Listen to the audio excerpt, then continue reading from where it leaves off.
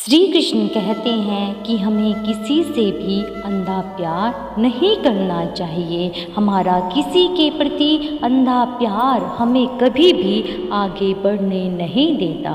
अधिक प्रेम भी व्यक्ति को बुद्धिहीन कर देता है। अनुमान मन की कल्पना है और अनुभव जिंदगी का सबक है। सच्ची खुशी तभी होती है जब आपकी सोच, कथन और कर्म में समानता हो। जीवन में कभी निराश नहीं होना चाहिए, क्योंकि कमज़ोर आपका वक्त होता है, आप नहीं।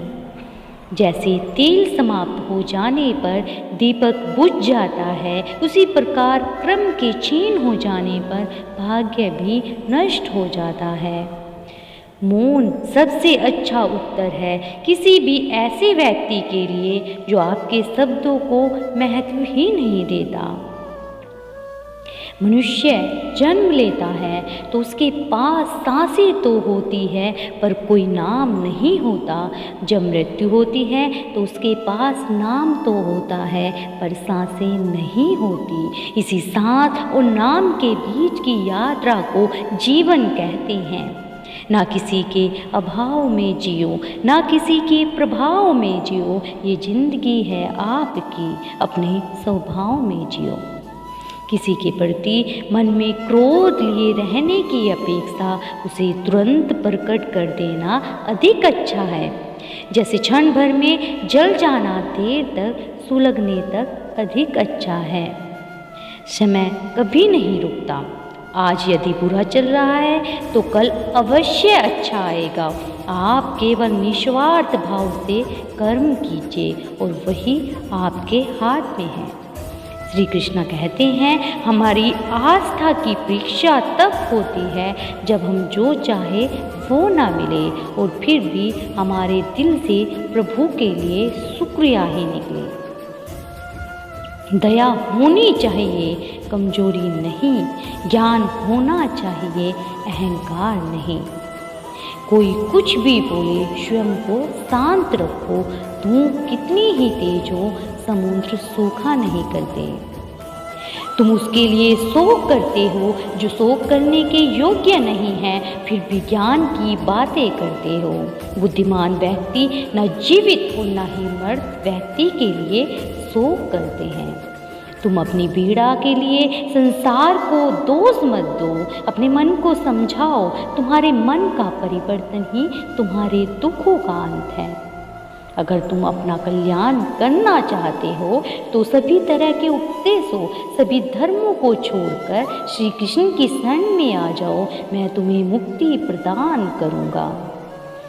सुख दुख का आना जाना, सर्दी गर्मी के आने जाना जैसा ही है, इसलिए इन्हें सहन करना सीखना ही उचित है। धर्म चाहे जो भी हो, अच्छे इंसान बनो। हिसाब हमारे कर्म का होगा, धर्म का नहीं। तुम्हारा मोहग्रस्त होकर अपने कर्तव्य पथ से हट जाना मूर्खता है, क्योंकि इससे न तो तुम्हें स्वर्ग की प्राप्ति होगी और न ही तुम्हारी कीर्ति होगी। श्री कृष्ण कहते हैं किसी दूसरे के जीवन के साथ पूर्ण रूप से जीने से अच्छा है हम अपने समय के भाग्य के अनुसार अपूर्ण होकर जिए। खुशियाँ मन की एक स्थिति है, बाहरी दुनिया से इसका कोई लेना देना नहीं। श्री कृष्णा कहते हैं जीवन में आधे दुख इस वजह से आते हैं क्योंकि हमने उनसे आशाएं रखी जिनसे हमें नहीं रखनी चाहिए थी, और आधे दुख इस वजह से कि हमने उन लोगों पर संदेह किया जिन पर नहीं करना चाहिए थी। अच्छी किस्मत के लोग थोड़ा भी बुरा होने पर भगवान को कोसते हैं और बुरी किस्मत के लोग थोड़ा भी अच्छा होने पर भगवान का स्मरण और धन्यवाद करते। कृष्णा कहते हैं संबंध उसी आत्मा से जुड़ता है जिनका हमसे पिछले जन्मों का कोई रिश्ता होता है, वरना दुनिया की इस भीड़ में कौन किसको जानता है। जिंदगी के इस रण में खुद ही कृष्ण, खुद ही अर्जुन बनना पड़ता है। रोज अपना ही सारथी बनकर जीवन के महाभारत से लड़ना पड़ता है। खाली हाथ आए खाली हाथ वापस चले जाओगे। आज तुम्हारा है, कल किसी और का था, परसों किसी और का होगा। तुम जिसे अपना समझ रहे हो, मग्न हो रहे हो, बस यही प्रसन्नता तुम्हारे दुखों का कारण है। कृष्ण कहते हैं, जिस व्यक्ति को आपकी कदर नहीं, उसके साथ खड़े रहने से अच्छा है आप अकेले खड़े रहें। जिंदगी में सदैव अवसरों का आनंद लेना चाहिए, लेकिन किसी के भरोसे को तोड़कर नहीं। जिंदगी के कुछ फैसले बहुत सख्त होते हैं और यही फैसले जिंदगी का रुख बदल देते हैं। याद रखना, अगर बुरे लोग समझने से समझ जाते तो बांसुरी बजाने वाला कभी महाभारत नहीं होना होता।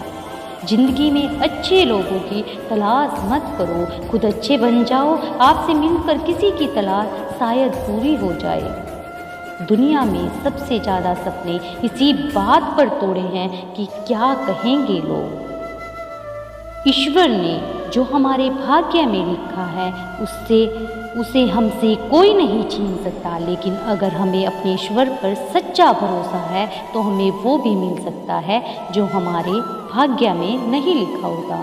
इंसान का मुश्किल वक्त उसके लिए एक दर्पण की तरह होता है जो हमारी क्षमताओं का दर्शन हमें करवाता है। इस पूरे ब्रह्मांड में ऐसी कोई ताकत नहीं जो इंसान की इच्छाओं की पूर्ति कर सके, क्योंकि इंसान की इच्छाएं एक समुद्र के समान होती है जिसे कभी भी भरा नहीं जा सकता।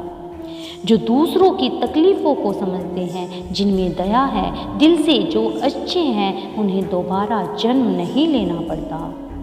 अगर कोई मनुष्य हमारे साथ बुरा कर रहा है तो उसे करने दो, यह उसका कर्म है और समय उसके कर्म का फल उसे जरूर देगा। लेकिन हमें कभी भी किसी के साथ बुरा नहीं करना चाहिए, क्योंकि ये हमारा धर्म है।